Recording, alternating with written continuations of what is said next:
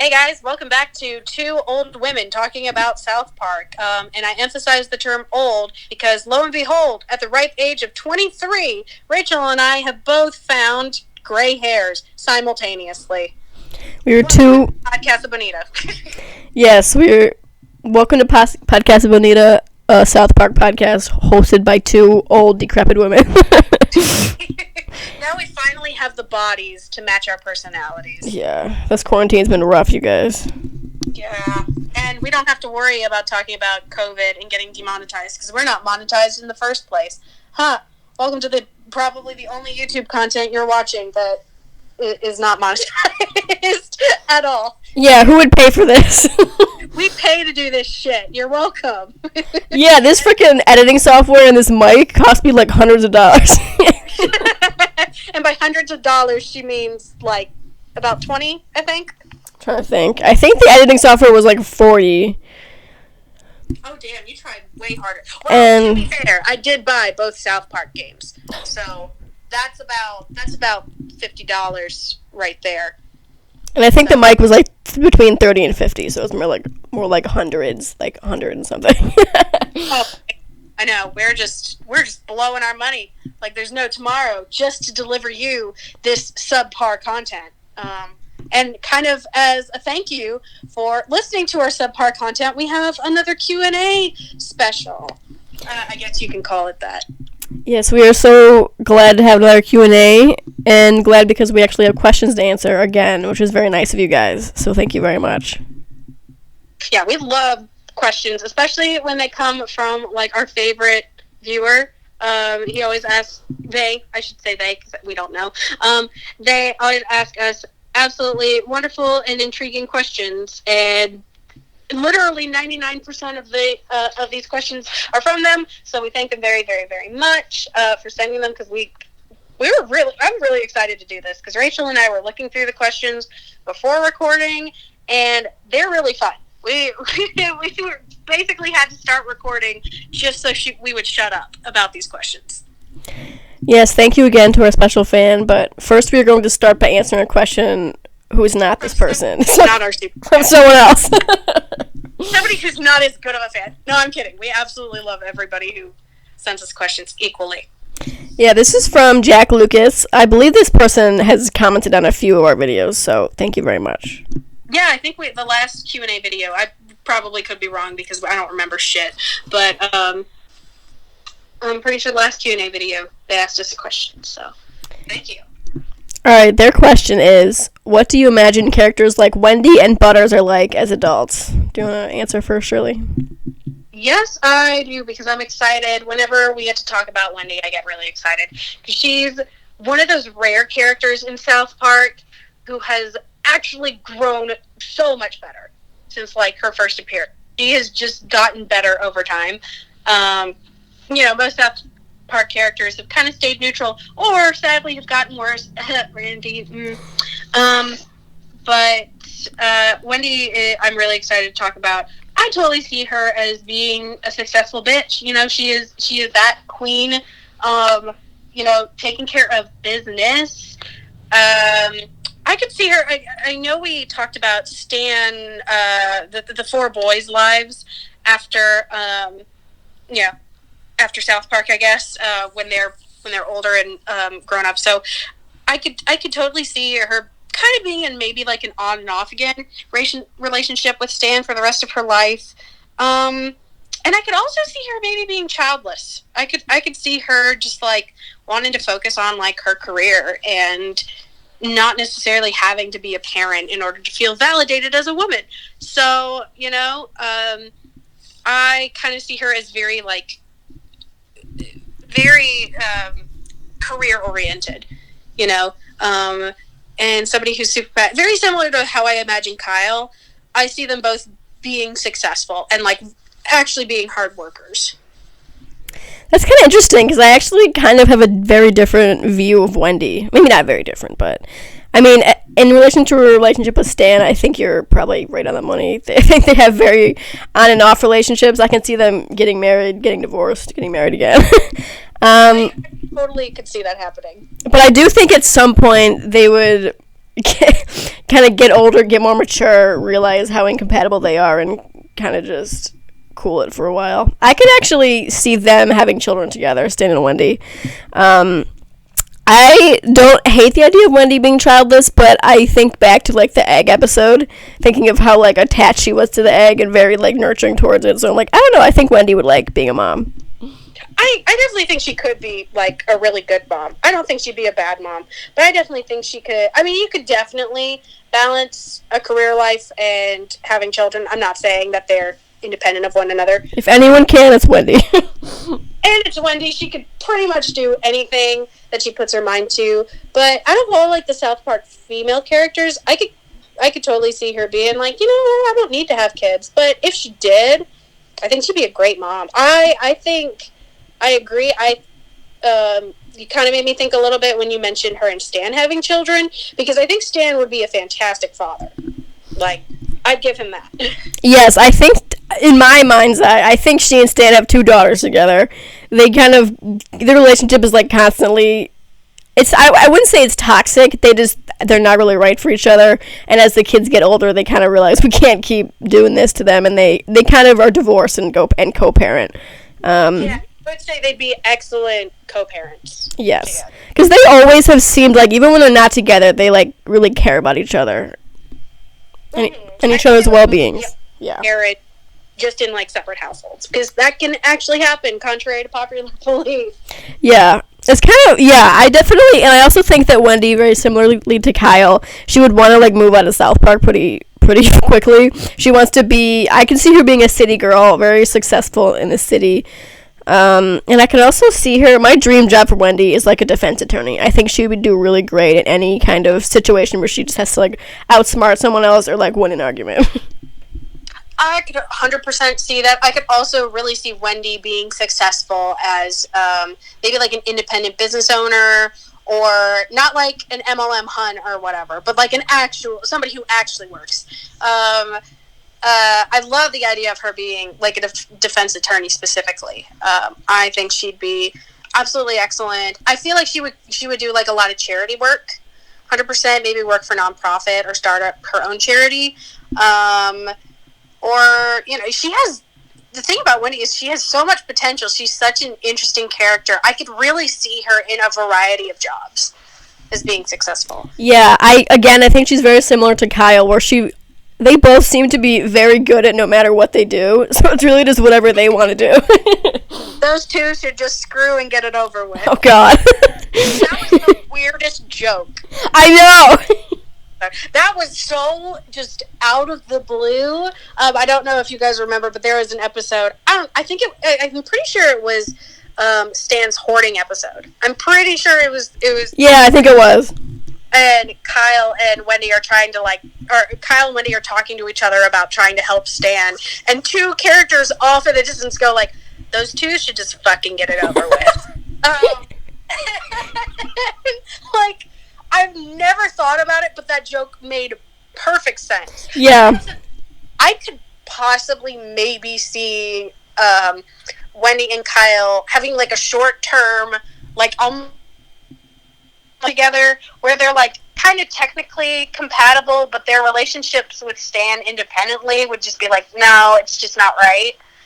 You know? Yeah. I can kind of see that, because they are very similar, to the point that, like, it would definitely be short term. I don't think they would, you know, be, you know, married to each other or whatever. Yeah, a Kyle and Wendy ship would be, I think it wouldn't work out just because they're too similar, like the same person, basically. But also, I think they just both love Stan too much to do that to him. They love Stan, honestly, too much to ever do that to him. So that would, they are very similar, and I think they're just meant to be, like, best friends forever. Yeah, and I'm glad you brought out that joke, because just thinking back to it, like, it is so, like, weird and out of nowhere, but that's why it's so funny. That's why it's so funny, because it's absolutely accurate. And you know what's hilarious? I think Kyle would be, like, the perfect in-between for Wendy and Stan on their, like, second divorce from each other. And then he would officiate their 3rd wedding. Or some shit like that. Like, he's, like, the perfect middleman for the 2 of them. Okay, do you want to move on to Butters? This is getting a little convoluted. Butters is the character who reminds me so much. It's kind of an obscure, not really. I'm pretty sure a lot of people know about this show, but Moral Oral was a stop motion show that premiered on Adult Swim.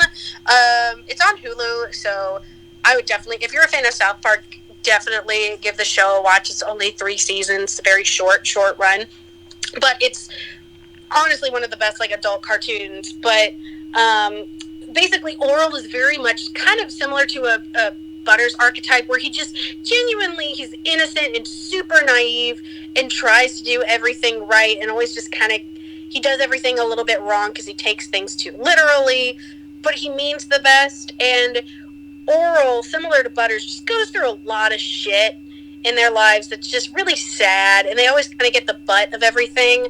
But in this series finale of Moral Oral, he's shown to have a wonderful, happy life, despite his really shitty upbringing, and he's just super happy, and he stays his happy self. And I can really genuinely see Butters as that kind of person.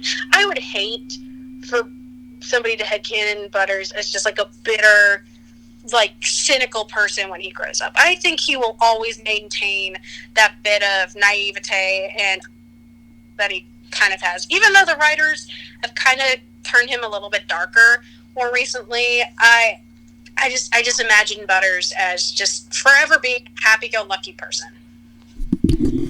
Yeah, I mean, Butters, the only part of his life where I think he could maybe be kind of cynical or bitter is his relationship with women. One, because recently he's an incel now. Plot twist, turns out Butters is gay. 100%, I think Butters is 100% a homosexual. Yeah, he had his thing with Charlotte, but I think every gay boy has a thing with a girl named Charlotte at some point. The face Rachel just made. Is this a thing? I don't know about this. You wouldn't know. You're not a little gay boy. Yeah, that's very true. I 100% headcanon Butters as a little queer boy, and I love it. Yeah, I guess I never thought about that. I had it's funny because I used to have a very planned out future in my head for Butters, but then he kind of changed very much in the recent seasons, so I kind of had to adjust that to fit his personality. I think Butters, I don't know how his personal life would be. I mean, he kind of has a lot of stuff to figure out. I think regardless of who he's dating, he would have a lot of problems just because the way he was raised. He's probably got some trauma there. And also, I will say, go for it, Ho. Okay, I'll go. It's my turn to talk. I don't know, because I like to think that Butters would kind of be a writer, just because of that one episode where he writes the dumb, the bad, you know what I'm talking about. Yes. I like to think that Butters is a writer, and he kind of, uses a lot of his experiences in South Park as inspiration, or as, he writes about them. And I kind of like that. I kind of like that he uses so many of, the really dark, horrible moments in his life, and kind of uses that, mines them for, comedy or inspiration and things like that. Okay, now I fucking love that idea, so I'm stealing it. I could definitely see, also Butters as... his first intentions would be to stay through South Park, but I could see him as having, again, similar to Oral, an awakening moment where he distances himself from his toxic household and becoming a better person off of that. I think maybe he would have that bit of cynicism because he's been awakened by the real world, again, like Oral, but he uses that to kind of learn from it, and it only just enforces his optimism on life, basically. I could see him maybe I love the idea of him as a writer. I think that's something that would kind of give him an edge of, this talent that, you wouldn't think of many other South Park characters as having. So I think that's really fun. Kind of a nod to previous episodes. I could also see him as doing something actively working with kids to try and give them a better childhood than what he had, being maybe a happy camp counselor or something, or being a counselor. for somebody who's been through a lot of shit, he'd be kind of like the perfect candidate to help somebody in a similar situation. Yeah, I think camp counselor might be good for him. It's something he can do in the summer. He has flexible hours. Well, going back to what you said about if he would leave the town, I don't see him as a Wendy or Kyle type character where, like, they feel they need to right away. But I definitely see Butters as leaving sort of because he kind of has to. I think he can't really, like, move on and, like, mind from his past while still being in it, kind of. He has to, like, be away from it. He has to have moved on. I think he would have to be successful and write about his childhood somewhere else. He couldn't do it there, I don't think. I think that kind of he would have to leave South Park to move on from his past, whereas Stan, I think, would have to eventually come back to South Park to move on from his past. You know, that's beautiful. And I think there's a eagerness to leave South Park in the case of Kyle and Wendy, where there's almost, where there would be a reluctance to leave for Butters. Yeah. It would be something, it'd be like, you know, having to take a bitter pill. You know it's good for you, but it still hurts when you're doing it. So, I 100%, I don't think it'd be as willing of a departure as Kyle and Wendy's leaves would be, but I think he would need to leave South Park. Agree. Ready to move on to the next question? I am. All the next questions are from Rocky Stone, who was our MVP. Best. Like, we're not playing favorites with fans, but if we were, Rocky, you really did it. You really did it, boo. Also, another thank you to Jack Lucas. I love that question. I love any question where we get to talk about the characters and what they do in the future. Seriously, give us more characters to talk about, because I love sharing my headcanons for characters. I love that shit. I could do an entire podcast just based on those type of questions. So if you want to send more, by all means, send us more. Definitely. All right, so Rocky Stone's first question is, do you hate both of Butters' parents or just his dad? If so, always or in certain scenes? I think that because Shirley and I give specifically, like, Gerald and Randy such a hard time for being annoying or being slightly mean to their kids, I feel like we would have to hate Butters' parents for trying to murder him. Absolutely. The thing is, like, I hate them, of course, as, like, parents, but it's a weird dynamic where, like, I also, when it comes to my hatred of Gerald and Randy, hatred is a little bit harsh, but my dislike of them doesn't just stem from their parenting techniques, it also stems from them being used as characters. Randy's overused and Gerald was used in the worst episode ever made of South Park, and in just such a terrible way. They were just written really poorly, whereas Butters' parents, of course, I, like, despise them as parents, but in a weird way, I appreciate sometimes what they'll do for story narratives. They're in a similar way to, like, how I feel about Cartman. I think they're excellent characters. Like, they're really well used, so I appreciate them in that way, but of course, I do not like them. If I knew them in real life, if they were real people, I would despise them, 100%. Yeah, you brought up a good point about their presence being very similar to Cartman's on the show, where, like, I know that they've done so many horrible things, but when they appear on screen, I'm not immediately like, ugh, I'm just kind of like, oh, okay. I mean, if they're not, like, abusing Butters in the scene, I'm kind of okay with them, even though I do, like, hate them as parents, I agree. Whereas, like, Randy and Gerald, as soon as they appear, you and I are like, ew! Gross! Get that thing off of there! But yeah, I think that's definitely more where it came from, or so help me. Yeah, I think that's definitely more of how they're written, how they were used, instead of just as how they are as parents, which is terrible. I think it's safe to say that Gerald and Randy are both bad dads too. Oh, 100%. And I actually wrote a paper about this, like, forever ago, but the thing is, you can use badly behaved characters in a good way. Like, there are ways to, and that's often a lot of times how South Park will make its point across. And, you know, Butters' parents are no exception. The Stotches are no exception. Their mistakes and their diabolical behaviors are used as a way to promote a healthy alternative. You know, they are an example of what not to do, because their actions generally aren't rewarded. You know, they're posed as the bad people. So again, I don't dislike them as character pieces. You know, they work as characters, but of course, I'm supposed to hate their qualities. You know, they're awful people, but very interesting characters. Yeah, agree. All right, so the next question is, what are your thoughts on Professor Chaos as a character? Oh, absolutely the best. I love Professor Chaos.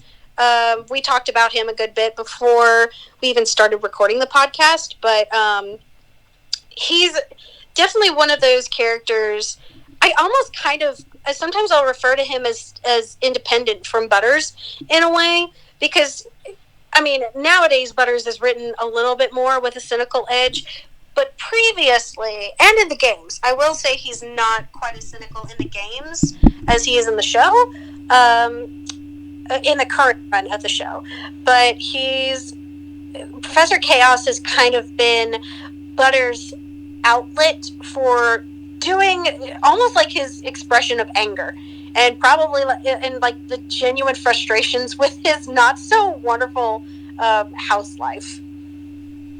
Yeah, I agree. I think Professor Chaos is one of the more interesting superhero alter egos, Mysterion being the best, obviously, but 100%.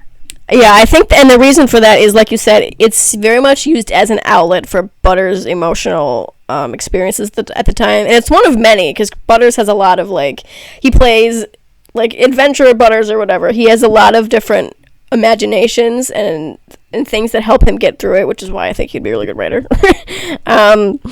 But I do love Professor Chaos because of what it brings out in Butters. It's kind of like it's like the polar opposite of who he is as a character, which is kind of why I think it works so well. Agreed. I don't have too much else to really say about Professor Chaos, other than that he still to this day is used really, really well. You know, he's fun to watch. He not only delivers laughs, but again, he has practical use. You know, he genuinely serves a purpose for Butters. It allows Butters to kind of act out the behaviors that he really wants to, but he's almost like kind of like a security blanket for Butters a little bit. Yeah, and I do enjoy the jokes that come out of the character. Like, I still to this day love when Butters is like, go get him, minions, and they're just like little hamsters. Hamster balls. He's absolutely excellent. I know I keep referring to the games, but of course you can't have the Fractured Butthole without Professor Chaos. So I can't wait to talk a little bit more about him when we do the game reviews. Which are coming up. To figure those out, but those are coming soon. Don't say soon. Don't be mean like that. Don't be a tease like that. We never actually know, but we're excited to do them, so hopefully they'll be out pretty soon. You just said soon. I can say it, you just can't. No, because you said pretty soon. It's different, apparently. Exactly. Okay, so next question is, do you think Matt and Trey will ever go back to doing a spring run as well as a fall, meaning like 14 episodes, or just keep doing a short season for the rest of the show, meaning 10 episodes in the fall? No. What do you think? I mean, if we had the choice, I would love for it to go back to, longer seasons and have a break. I'd sacrifice the convenience of getting frequent episodes, but, I found that the stories are generally better when they've had a little bit more time and a little bit of a break. I feel like the weakest points of the seasons have been the end, and I feel like a lot of that is attributed to the fact that they haven't had a rest period, so it's just kind of burnout. But as to answer the actual question, in a perfect world, I think they could. They definitely could do that. I don't think the network would have a problem with them reverting back, but realistically, I think they'll continue doing the 10 episodes per season. Yeah, I guess to explain my answer a little bit more, I don't believe they will ever go back to the spring and fall seasons as much as I would like them to. Just because of the fact that they they asked to not do them anymore, not for like any schedule reasons, but because they just didn't want to, and I can't see them changing their mind about that. Yeah, Matt and Trey are definitely those type of creators where they won't do something they don't want to do. Yeah, and I would love for them to go back to it just because it feels like you said, I think the episodes were stronger.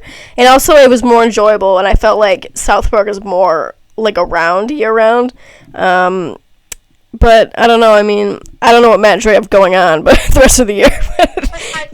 Having lives and children and all that, that could be part of it. Man, whatever. Let's move on. If Wendy can balance career and children, so can Matt and Trey.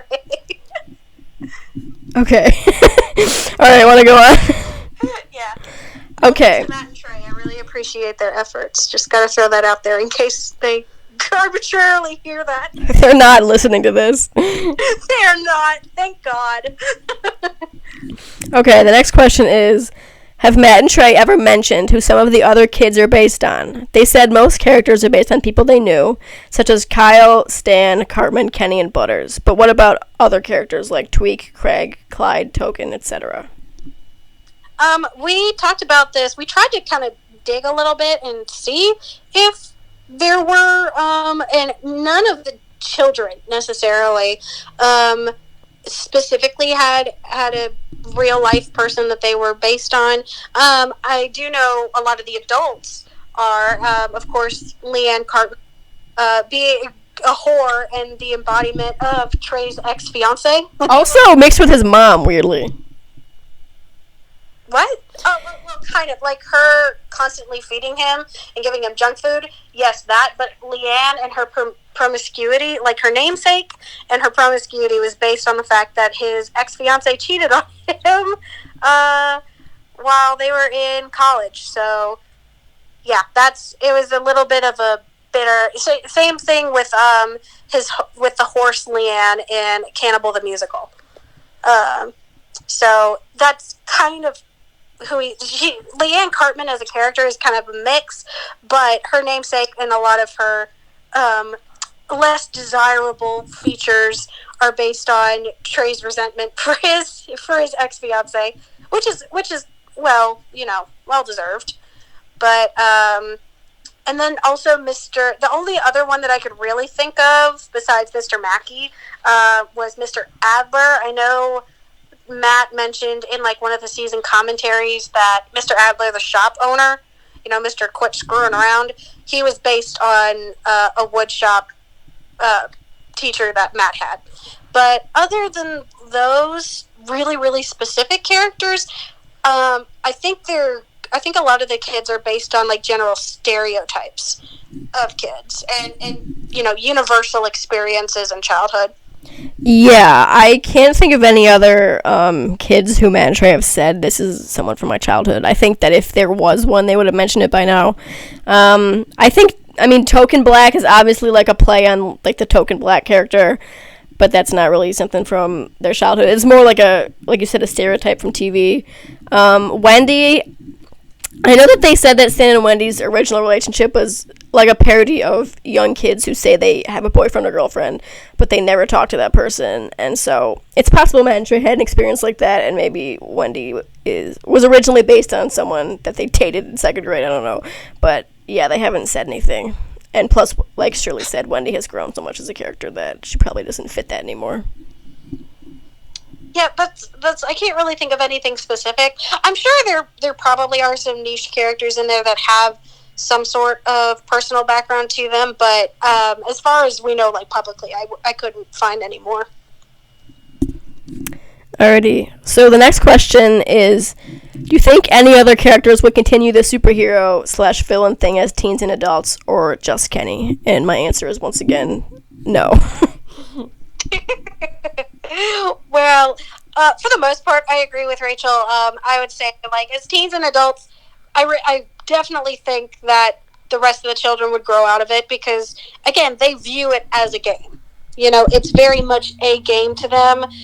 Kenny does not view it as a game. The only other slight exception I could see is maybe Cartman kind of pursuing this anti-hero life as the coon when he's like a teenager.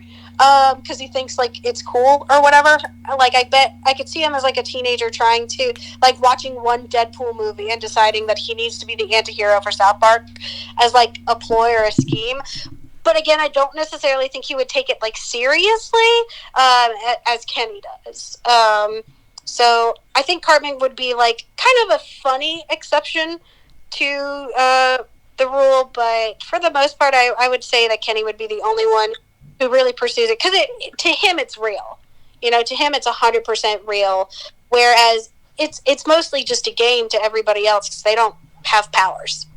Exactly. That's why I think no, because Kenny's the only one who has a personal stake in it. He's the only one that actually has powers. He's the only one that it actually means something for him besides just being a game as a kid. I mean, the Cartman idea is kind of funny. I don't know if I completely buy it, but I like the idea. I don't think it would be something that would last forever if Cartman did that, but it would definitely be a scheme for him that would kind of be like a funny idea. But I'm ready to move on to the next question. How about you? Yeah. The next question is, do you think there's hope for Kenny getting frequent screen time and roles in episodes again? No. Again. I'm going to pull a Rachel and just say no. It's not going to happen. Probably not. Because I don't have faith that they'll stop using Randy abundantly. So if they won't do that, I kind of feel like Kenny's prolonged exposure is a bit of a pipe dream at this point. I think Kenny has gone through a weird character transformation where he's gone from being a prop in the super early seasons to being like a well fleshed out character in the mid and slightly later seasons, and now he's just a prop again. You know, I could see him, you know, they've kind of had this formula where they'll occasionally take a obscure character like Scott Malkinson or whatever and give them their own spin-off episode, and I think that's kind of the extent to where Kenny's use is going towards. He's just kind of a prop again, which makes me a little bit sad because there's so much potential for him as a character because we've seen it. But sadly, no. Just by the trend that South Park currently is under, I don't see it. I don't see him as being super integral to the series anymore. Agree. I think the most we can hope for is that he'll get like his own episode maybe once or twice a season. But sadly, that's kind of applies to like Stan and Kyle now too. Maybe not to the extent that Kenny is, but I mean they're barely in it too. Very, very much. Kyle is very rarely now on his own. Same with Stan. Stan is always a foil for Randy in this case, and now Kyle's always a foil for Cartman. So the show is pretty much front ran by those two, basically. Yeah, the reason we sound so sad and defeated is because we've kind of accepted that this is how it's going to be from now on. We've accepted our own defeat, I suppose. Yeah, so to answer your question, I don't think there's a chance of Kenny being back in the show the way that you and I both mean it, but I mean, we can dream. We can dream, and that's what headcanons are for. I've read fan fiction a lot better than the past couple of seasons of South Park, so. Okay, you want to go on? Let's go on. Oh my god, I promise I love this show. Me too. I promise I actually genuinely love South Park. I sound like the biggest, most cynical bitch. But we're such haters. We like have a whole South Park YouTube channel, and every single podcast we record, we're like, this show sucks. Kind of, yeah. We're very harsh critics of something that we love and would potentially die for. Okay, let's go on to the next episode. This one kind of has to do with fan fiction. It's more like episode. Wow, I think you're stuck on a separate formula. Oh, sorry. Next question. You're right. Wrong podcast. Okay, so next question is, do you think Cartman has a thing for Kyle? Because I think he likes Kyle in a weird, obsessed, messed up way that he is either unaware or in denial of. I think it's completely one-sided, though. Shirley, why don't you take this one away? Because I think that you summarize it better and you say what we both think. Wow, look at the role reversal there. I'm actually doing all the work this time. No, actually, Rachel and I talked about this before we started recording, because it really is an interesting question. We're both not really fans of Hyman, you know, not to the extent that we're gonna, condemn everybody who ships it or whatever. To each his own. But that dynamic, I can definitely see where some people would get that idea. Kind of like that trope of two characters despising each other, then suddenly falling for each other, I suppose.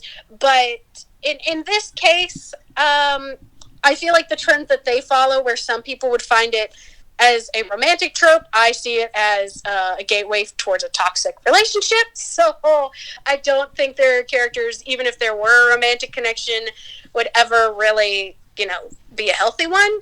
But apart from that, I don't see, we talked about this, how we don't really see Cartman, similar to what the question stated, it's more of like an obsession, but not a romantic obsession. There's not a romantic or sexual intent in a lot of Cartman's schemes that, are apparent. And it's one of those things where it's the obsession of hatred, and it's, I would say it's most definitely one-sided, this obsession, because Kyle is usually only retaliating against Cartman. He is very, very rarely, almost like never, the person to start anything between the two. He's never really the one to start the conflict. His addition to that dynamic is really just in defense and retaliation. So I can definitely see it being like that kind of one-sided, but I don't think the obsession stems from anything romantic. I would say it's just like a focus, like a bully that's constantly wanting to get the goat of a particular person. Yeah, I agree. Wait, move on. Ditto for Rachel. I don't want to talk about Cartman any longer than I have to. Okay, that's very true. Let's move on. Okay.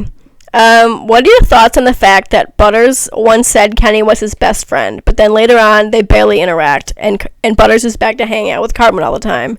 Also, he didn't include Kenny in his prayer to the government. I'm going to let you take this one because you actually summed this one up really, really well. Okay, so, the real answer for this is that Matt and Trey don't know what continuity is. But the in-universe, I guess if you're wondering what happened to the characters, they probably just drifted apart between now and what happened in that episode. Also, Butters has always had a very unique relationship with Cartman, and, from the beginning, it was just Butters being exploited by Cartman, being manipulated by him, but still hanging out with him for some reason. And they hang out a lot, obviously, because there's a lot of comedic gold there with that pairing.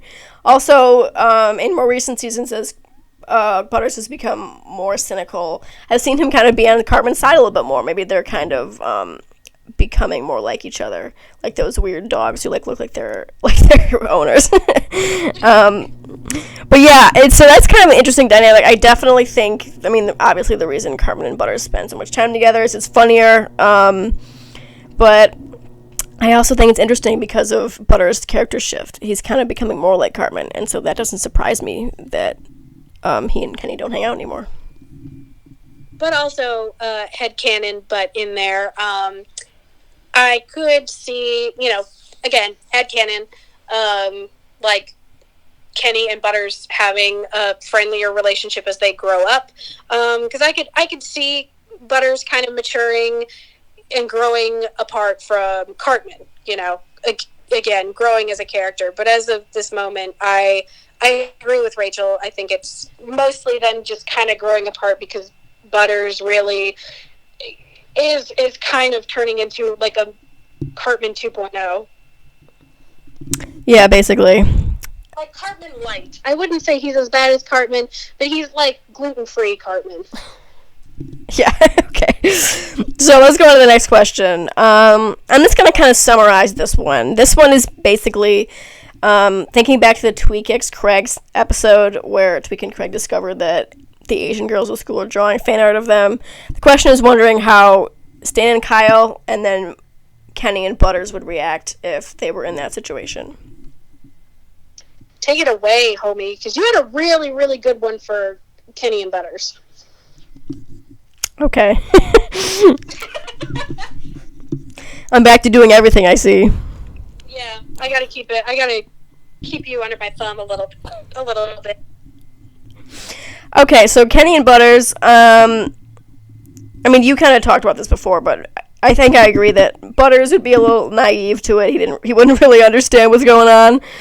He wouldn't be really bothered by it, except when he inevitably gets grounded for it. Kenny... Well, it's so funny. He totally would get grounded for it. Yes, I think Kenny would kind of have more of a sense of humor about it, because he's, like, the very opposite of Butters. Like, Butters is very naive and doesn't know anything, and Kenny very much, like, knows way too much for his age. I think he's probably the most emotionally mature of the kids, just because of his upbringing and everything.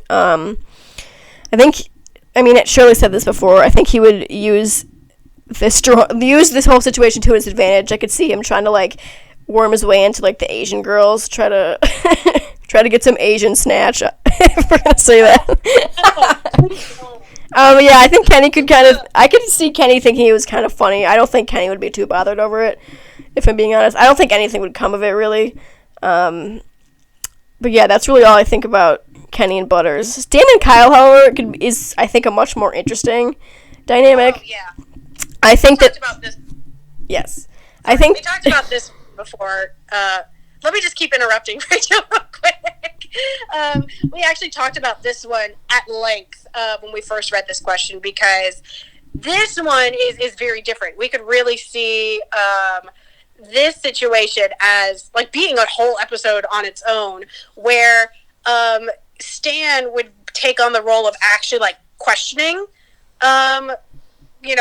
his own sexuality, just in the way that he questioned himself in The Sissy.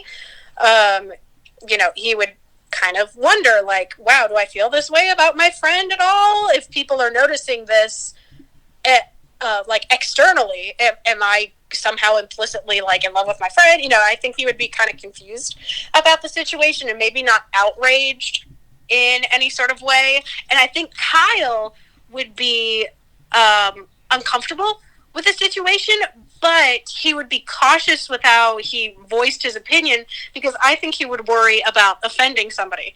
I think he would worry about sounding homophobic or, like, racially insensitive towards the Asian girls.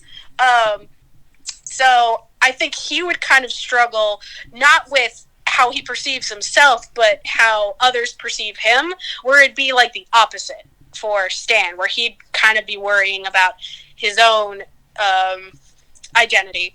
And I think both of them would just kind of pull a Matt and Trey and be like, people can think we're gay if they want to. Maybe we are a little bit gay for each other, but, that's okay. That's friendship. It's kind of like Rachel and I. We both just kind of accept, like, we're a little bit gay for each other. Absolutely. Yeah.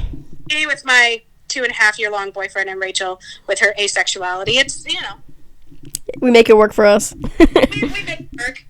But yeah, continuing a little bit, for Stan and Kyle, I think that they would originally try to put a stop to it, like Tweek and Craig did, but, and then eventually their character growth over the course of the episode or whatever would be that they didn't really mind.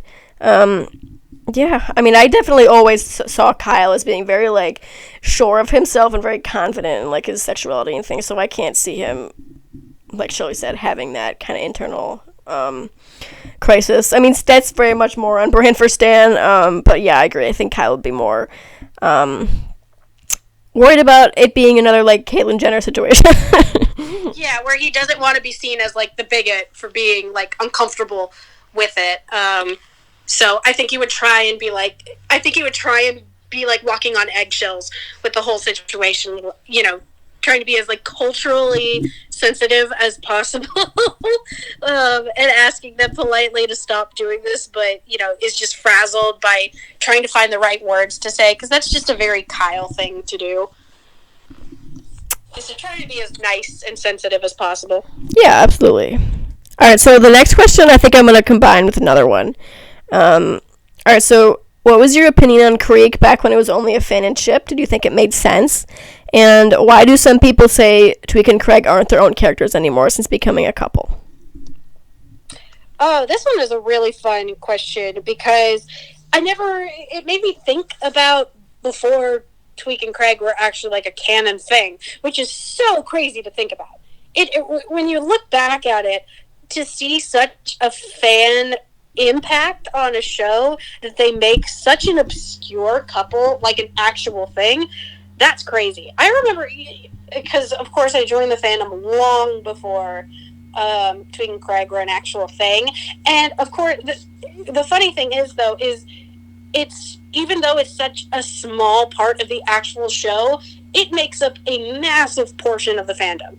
Like that ship alone is probably like one of the most, if not the most popular, like character ship in that whole community. So I knew about it like not long after I had joined the fandom, and I always thought it was kind of fun. You know, I had seen the Tweek versus Craig episode, the one that kind of started it all, and I thought, you know, that's like it's not a bad ship. Like I never thought that, I always thought that it could work, you know, because their character dynamics, their personalities, independent of one another, could actually work well together. You know, they didn't have those qualities between each other that I thought would produce something, you know, like something crazy. It's not like a Kyle and Cartman situation where they have personalities that don't match with each other. Tweek and Craig kind of had their own individual quirks that